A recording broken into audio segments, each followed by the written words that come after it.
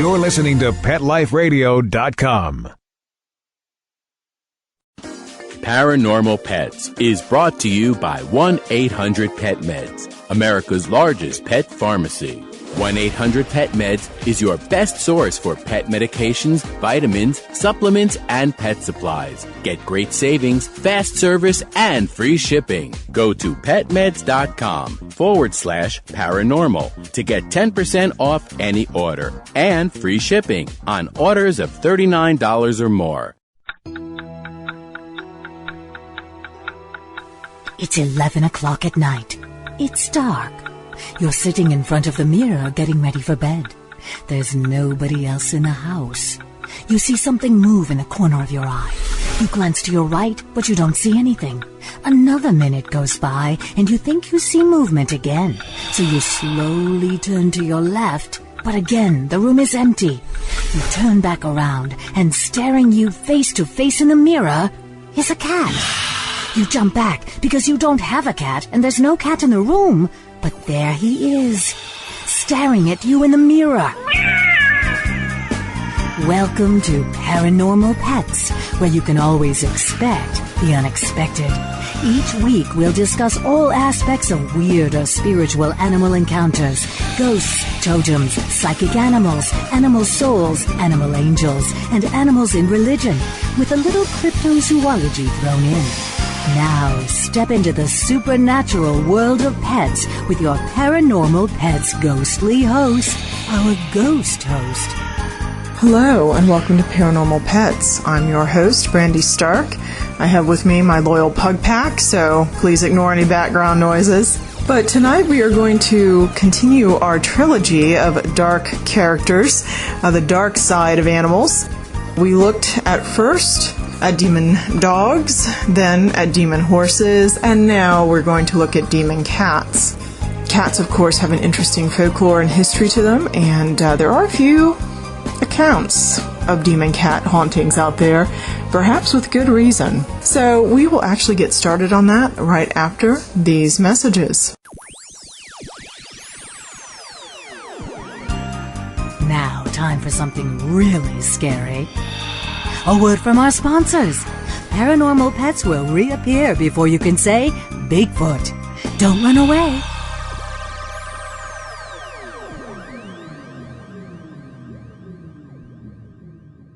Paranormal Pets is brought to you by Petco.com. Petco is a leading specialty retailer of premium pet food supplies and services, offering more than 10,000 high-quality pet-related products. Enter the code Paranormal10, Paranormal, the number 10, and get 10% off any order. No minimum at Petco.com. How many pets is too many? Do you know somebody whose life is overwhelmed by their animals? Maybe we can help. We're looking for people to be in a new TV series about really large animal families. We can offer expert help, free resources, and the chance to tell their story. If you or someone you know owns a house full of animals, call us toll-free at 1-877-MY-8-PETS. That's 1-877-MY-8-PETS. Nice costume, Bob. Oh. Really went all out. Well. Comical chicken, right? Yeah. It's good. You too, Sherry. That's a real elaborate queen outfit you got there. Very detailed. Hey, guys. Holy crap, Carl. Impressive, right? It was actually easier than I thought. I simply just sharpened my hacksaw and then leveled my head against... Okay. There's an easier way to impress your friends this Halloween. BuyCostumes.com. Should we call somebody? Go to buycostumes.com/doggy, DOGGY, and get 12% hacked off your entire order.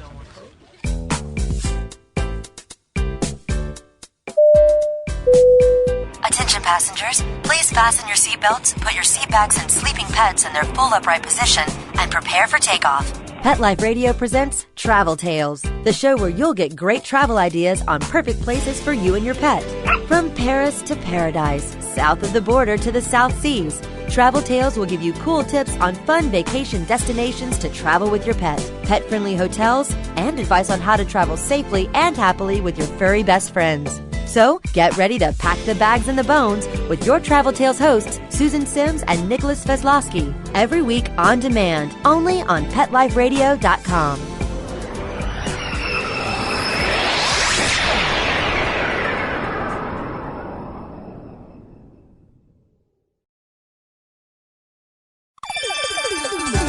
Let's Talk Pets on PetLifeRadio.com.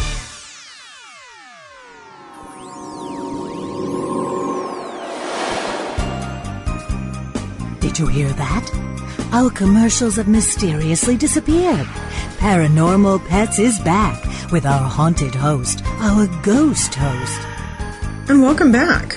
Well, we are continuing with our Halloween segment on the dark side of our animal companions. And tonight, we are looking at the cat. The first topic that I do want to remind folks of is that cats were persecuted very early on as familiars. And I'm going to read a section from Cats as Familiars, Part 1, From Blessed to Persecuted by Elisa Black. And again, I remind you that a prior episode of Paranormal Pets, I actually had some research that I had written that discussed cats as familiars. Interestingly enough, cats were originally considered to be sacred. So we'll start with this story. There was a cat in the stable in the little town known as Bethlehem at the time that Jesus was born. There's a legend handed down through the ages, and it goes as follows. Shortly after the birth of the baby Jesus, his mother Mary was having a really hard time calming her child. She was weary after traveling and giving birth and asked God for his help. Legend says that a mother tabby cat with a new litter of kittens was in the stable at the time, and she poked her little tabby head up for Mary to see. The cat then came over and climbed into Mary's lap. About this time, the baby Jesus began to cry again, and nothing would calm him down. The cat jumped from Mary's lap and curled up next to the baby Jesus. Mary was unable to remove the cat from the manger. The purring became louder and louder until all of the animals were synchronized by the calming sound. That night, animals and people alike slept well. The next morning, Mary awoke, refreshed, and asked God to bring a blessing on the cat. She traced the letter M on its forehead, and that is why all tabby cats have the letter on their forehead. It is the letter of the Madonna and serves as a reminder that God sends extraordinary help in times of need. In the 12th century, there existed a group of men known as the Knights Templar, whose job it was to provide safe passage to the Holy Land. These knights held positions of trust and honor. Eventually, the men succumbed to greed and power. They went from being trusted to hated. During the French Inquisition, the men were arrested and tried and convicted for heresy. They told tales of the devil appearing in the form of a black cat. They admitted to devil worship and sacrificing young girls and babies. This appears to be the first connection between the black cat devil worship witch superstitions that continue to this day. Pope Gregory IX was the founder of the Papal Inquisition and declared all cats were of the devil and ordered them destroyed. The estimated number of cats burned in Metz, France was close to 1,000. Around the same time, Pope Innocent VIII instated a law in Christendom that all cats be tortured and killed. Witchcraft eventually became a felony punishable by death in England in 1542. The law was broadened over the years to include death of the witch and forfeiture of personal property, as many were accused of witchcraft for their worldly possessions. The law changed somewhat, and eventually witches were tried in common law courts. In layman's terms, this meant that they were hanged instead of burned. Years later, it became a crime to pretend to be a witch. Cats, as familiars to witch superstitions, became widespread during this era. However, it was more of a partner, helper, protector to the witch than a demonic feline. Now, I will say, familiars are usually considered to be something like lesser demons, so I'll kind of insert that here. And that as lesser demons, they assisted the witch in her spell casting, but to remain undetected, they would take on the forms of cats or dogs, sometimes rodents, sometimes owls or birds, but often they hid themselves in plain sight. So as we move along, there is little information on cats as familiars to the witch during the witch trials in Salem, Massachusetts in 1962. This comes as a surprise, and the author says, "To me, as I've always associated these trials with a typical black cat witch scenario. A dog belonging to John Bradsheet was found guilty of witchcraft and hanged. The Salem trials can be traced back to several causes. Politics was one explanation. One part of the town wanted to separate from the other. Contamination of the food supply with ingredients that caused hallucinations was another possibility. Puritans believed in the power of the witch to call upon the devil and harm others. Cold winter days and teenage boredom can also be blamed. There were books involving prophecy and fortune-telling, which were circulating and were popular reading for girls during 1692. There may be references to black cats as familiars during this period. Cats as familiars to witches has been over-exaggerated by both written and video accounts in history. And the author says, I may be committing a big no-no, but I can tell you the subject of my next story as it does tie into this one. And she actually has a second part of her story, and it's actually on how to obtain a familiar. But if you are interested, I will actually let you check this out. The website is actually www.picturesofcats.org/cats as familiars part 1 from blessed to persecuted. So the cats, as we have discussed, actually started off very, very well. They were emissaries of God. For the Egyptians, goddess, technically, they were associated with magical sorceress beings, Freya, Mary, to a certain extent, as the mother figure and the holder of the powers of Jesus when he was an infant. If you want more information on that, you can always read the Lost Gospels, the Gospels of the Infancy, etc. It's very interesting to actually see how witches go from being something that actually was used to keep down populations of rodents and plague to something associated with the goddess tradition, the feminine, and the devil. So perhaps it makes some sense that these cats would manifest. And so let's start taking a look at some of these darker cat hauntings. The first one actually comes from the Capitol building, and this story I had also read in the Elements Encyclopedia of Ghosts and Hauntings. Interestingly enough, there have been documented sightings of a large black feline ghost called DC for Demon Cat that haunts the chambers of Congress. I'm not sure that that's the scariest thing haunting the chambers of Congress, but we'll leave politics out of this. Washington, D.C. has had its share of haunted buildings, including the White House and the U.S. Capitol building. According to Daniel Cohen, Phantom Animals, the building of the Capitol was begun in 1763. Congress moved in when it was partially built about 7 years later. There are tiers of basements and sub-basements connected by tunnels. It is an easy experience for people to get lost in this building. In the 1800s, the Capitol building was infested with rats, so cats were brought in to control the rodents. They did their job well. Today, cats are no longer used to control the rodent population. The only cat that remains is the Phantom DC. Basically, encounters of the black phantom feline have been reported for years by those who guard the halls at night. Demon cat only appears at night, and only when the person who sights it is alone. At times, the experience was the only sighting of the cat. Other times, the experience was quite scary. One guard who saw it wants to remain anonymous. It happened on a January night in the 1970s. As he was walking through a passageway, he saw the black cat approach. The phantom appeared to get larger as it walked toward him. Its eyes had a reddish glow. The guard was afraid to move. Finally, the phantom reached the size of a tiger, and its meowings changed to roars. It crouched and sprang, and the guard, all he could do was to pray and close his eyes, and nothing happened. When the guard opened his eyes, the cat had vanished. He told only a few trusted friends about the incident because he was afraid that people would think he was insane, or that he had been under the influence while working, either of which he thought would cost him his job. Some of those who have seen the cat have fled from it in terror. Others reportedly have fainted. When the witnesses to the phantom regained their composure and tried to show others what they saw, the cat had vanished, leaving no trace. It had frequently been cited before a change in the administration. Although no detailed records have been kept of the sightings, it appears that the demon cat is believed to be a bad omen because it is most often seen before great tragic events. It was seen before the crash of 1929, which led to the Great Depression, before JFK's assassination, and other national tragedies. There's a second story about a Killikee house haunter, which is a feline. A satanic hellfire club allegedly met at a site where it said at least one cat met its fate. In 1968, Margaret and Nicholas O'Brien bought Dower House on Killikee Road in Ireland, a dilapidated building that they planned to renovate and turn into an art center. Some of the workers lived on the property during the remodeling and grew used to ghostly sounds and eerie occurrences. One day, a large black cat appeared, then suddenly vanished.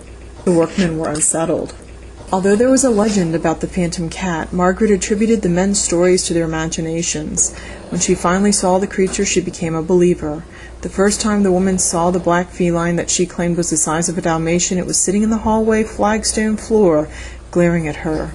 Every door in the house had been locked prior to and after the phantom announced its presence and suddenly vanished. In March, artist Tom McCasey and 2 other men were working in a room when the temperature dropped drastically. Suddenly the door swung open and a crazy form came into view. Thinking it was somebody playing a joke, McCasey called for it to enter. He told the intruder he could see it. The men momentarily froze in horror when the response was a menacing snarl. Then they saw the figure of a growling black feline with eyes glowing red. Seconds later, they ran from the room in fright.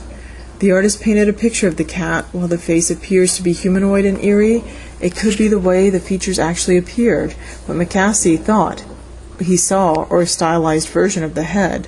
In the mid-1700s, Richard Parsons established a satanic branch of the English-based Hellfire Club in Ireland.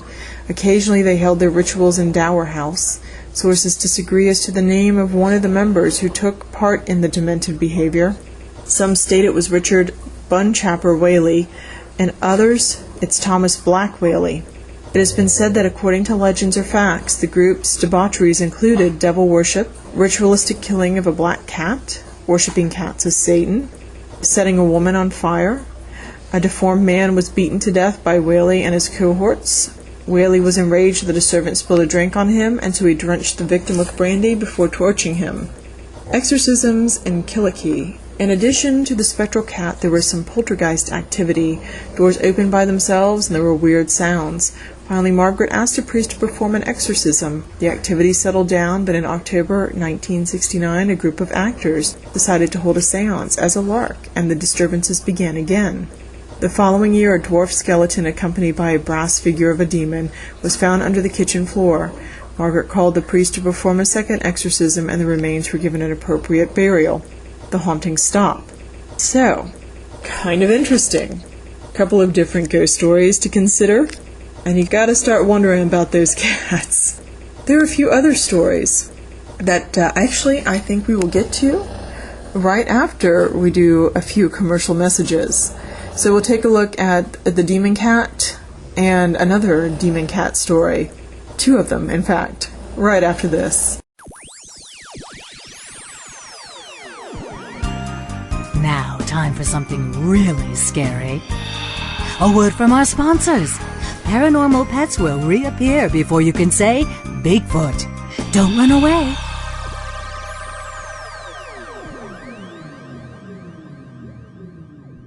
Paranormal Pets is brought to you by Pet Care RX, America's most affordable pet pharmacy. Pet Care RX offers the same meds as top vets, but with a savings up to 50%. And if you find a lower price on a certified EPA and FDA approved medication, Pet Care RX will match that price. So go to petcarerx.com. Use promo code Paranormal10.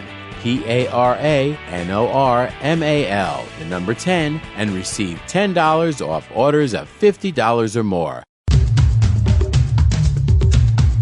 There's a movement afoot. ShoeBuy.com. Join the millions of people who shop ShoeBuy.com's over 400 brands and 500,000 products. Order now and get free shipping and free return shipping. ShoeBuy.com, the world's greatest shoe store.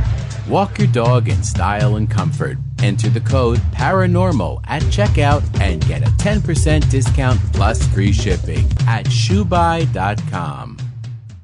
Love your pets but wish their medications were a lot less expensive? They are at 1-800-PET-MEDS. You'll not only save on flea and heartworm medications, but on prescriptions for arthritis, incontinence, thyroid, and more. and you get fast service, free shipping, and a 100% satisfaction guarantee. Plus, our licensed pharmacists ensure accuracy, monitor drug interaction, and more. See why over 5 million people have trusted their pet's health to 1-800-PET-MEDS, America's largest pet pharmacy. Call now or order online. Go to petmeds.com/paranormal to get 10% off any order and free shipping on orders of $39 or more at petmeds.com. Want to know what cats like to eat for breakfast? Mice Krispies, of course. Learn everything there is to know about cats on Catitude with your host, Tom Dock. Each week, we'll spotlight a cool cat breed, give up-to-date advice on cat health, and check out spiffy new cat products. So curl up on the couch every week for a perfectly enjoyable time on Catitude, every week on demand, only on PetLifeRadio.com.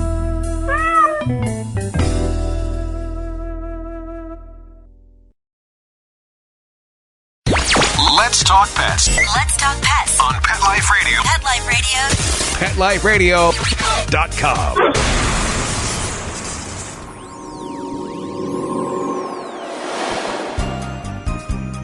Did you hear that? Our commercials have mysteriously disappeared. Paranormal Pets is back with our haunted host, our ghost host. And welcome back. We are looking at demon cats, and so here is our next demon cat story. This is by Lady Francesca Wilde.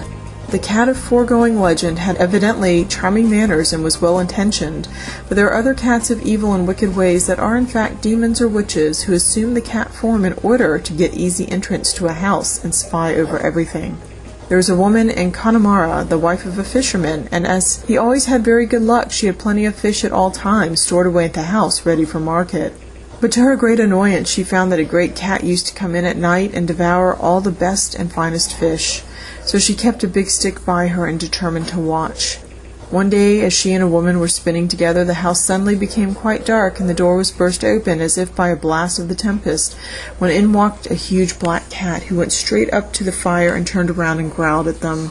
"Why, surely this is the devil," said the young girl, who was by the by sorting the fish. "I'll teach you to call me names," said the cat, and jumping at her, he scratched her arm till the blood came. "There now," he said, "you will be more civil another time when a gentleman comes to see you." And with that he walked over to the door and shut it closed to prevent any of them from going out. For the poor young girl, while crying loudly from fright and pain, had made a desperate rush to get away. Just then a man was going by, and hearing the cries, he pushed open the door to try and get in, but the cat stood on the threshold and would let no one pass. On this the man attacked him with a stick and gave him a sound blow.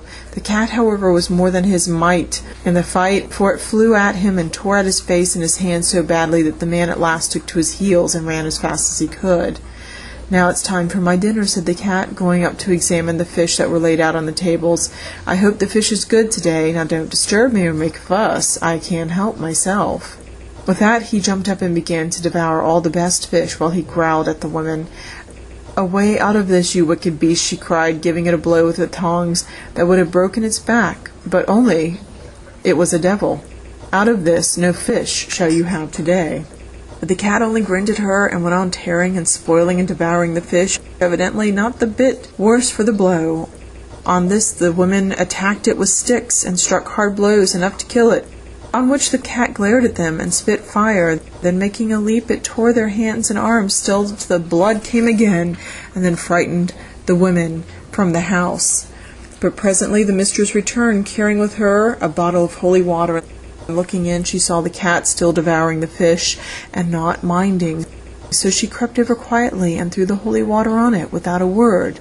No sooner was this done than a dense black smoke filled the place, through which nothing could be seen but the two red eyes of the cats, burning like coals in the fire. Then the smoke gradually cleared away, and she saw the body of the creature burning slowly till it became shriveled and black like a cinder, and it finally disappeared. And from that time the fish remained untouched and safe from harm, for the power of the evil one was broken, and the demon cat was seen no more. And just as an addendum, it says cats are very revengeful, and one should be very careful not to offend them.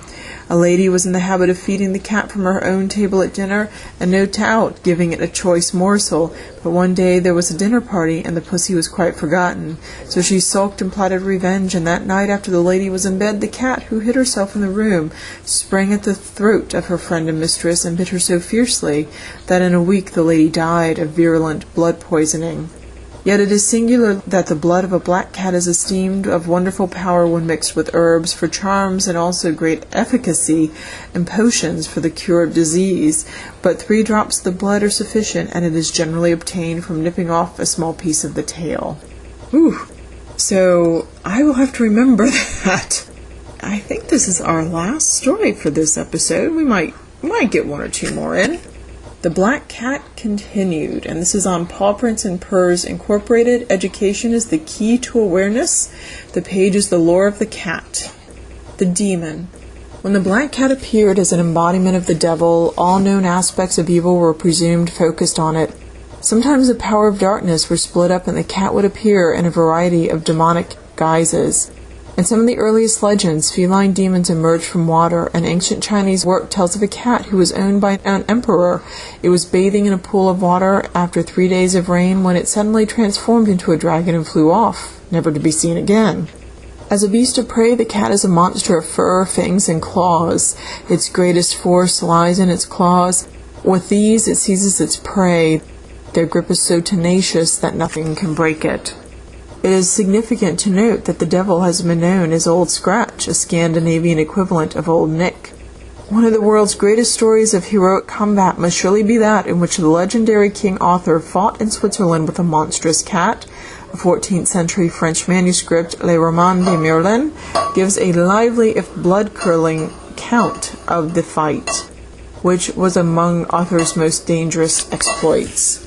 It first tells of a man who was fishing one day in Lake Geneva and caught in his net a black kitten. He fed it and gave it a home, but it soon became much larger than most cats. Finally, it strangled not only the befriending fisherman, but also his wife and children. After this, the monster fled to the mountains.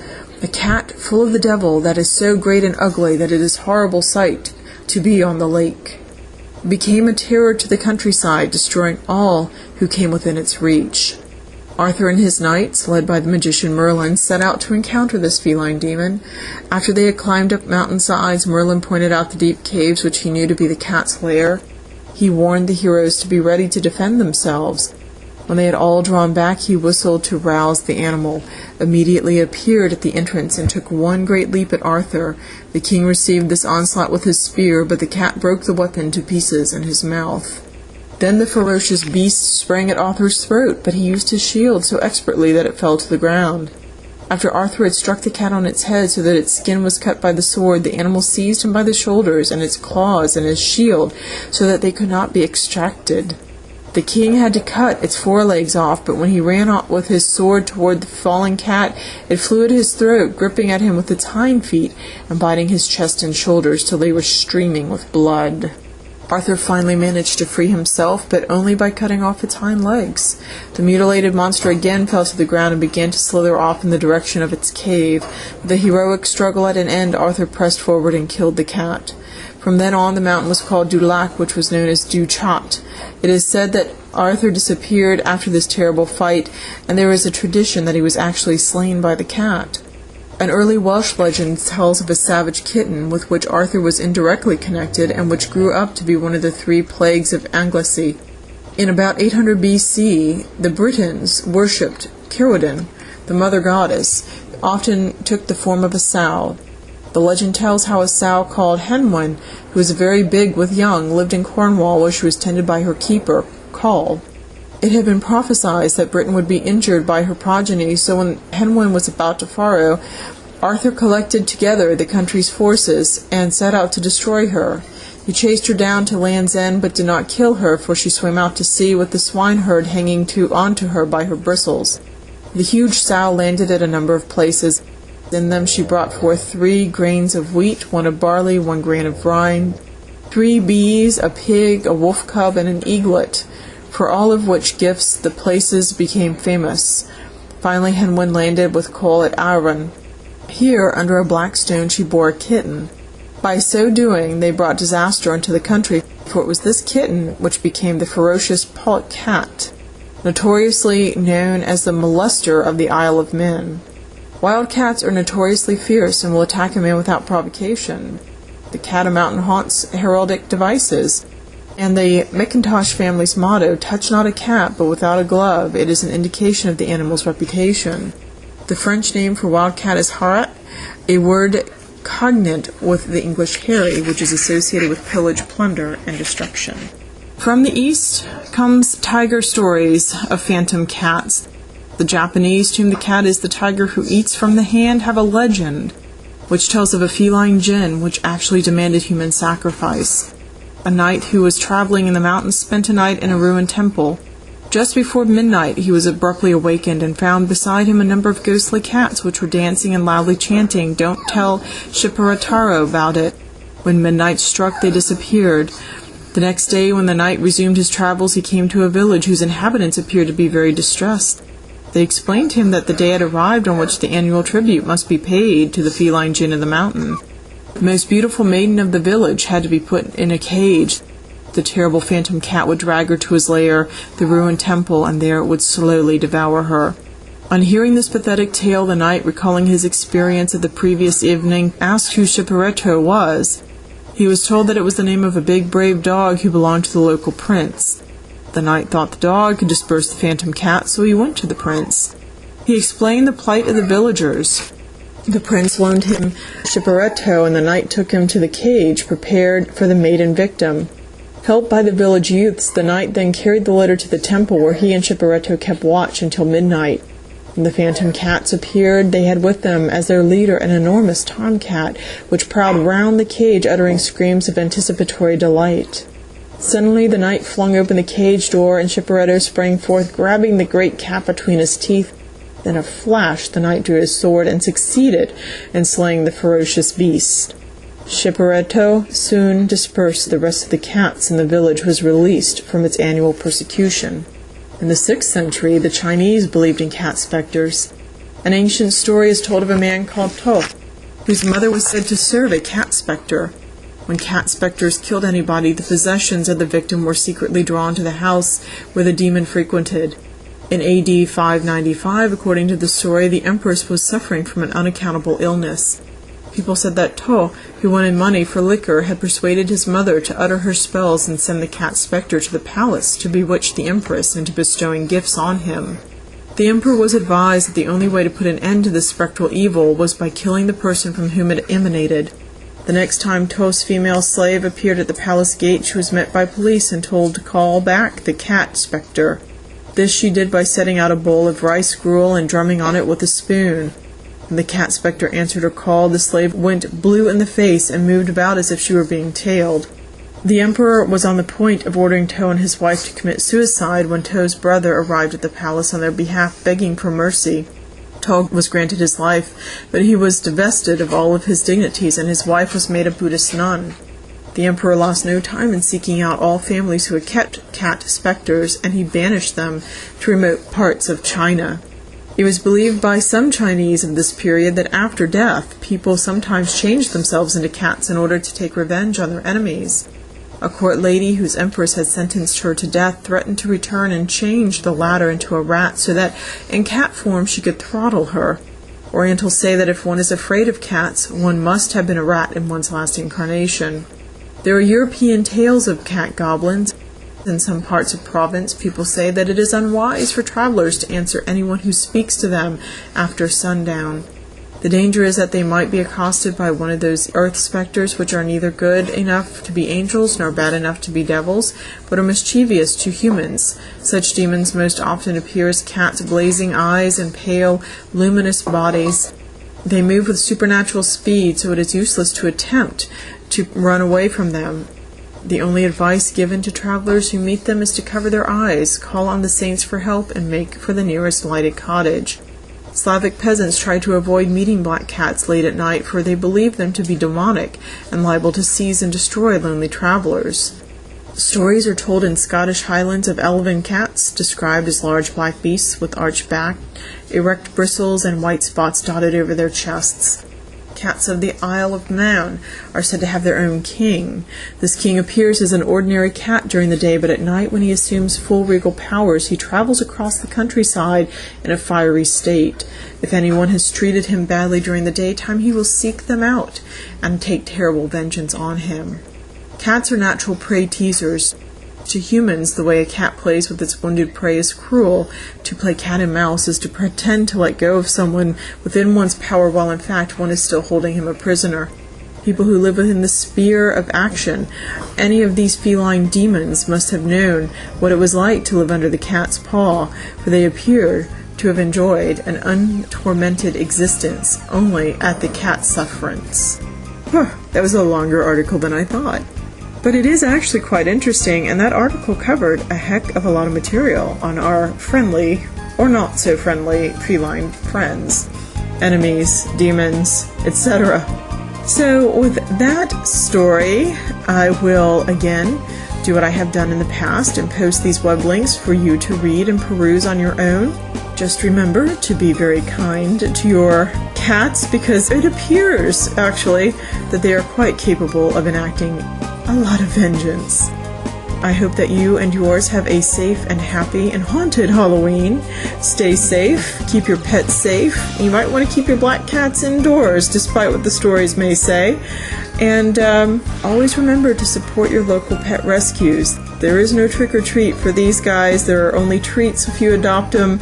They've already undergone their unfortunate tricks. So please, please, please remember to support animal rescue, animal shelters, etc. I know that the pugs and I, we might be out trick-or-treating. We'll see. Take care. Pet Life Radio presents Paranormal Pets, where you can always expect the unexpected. Each week we'll discuss all aspects of weird or spiritual animal encounters, ghosts, totems, psychic animals, animal souls, animal angels, and animals in religion, with a little cryptozoology thrown in. Step into the supernatural world of pets every week on demand, only on PetLifeRadio.com.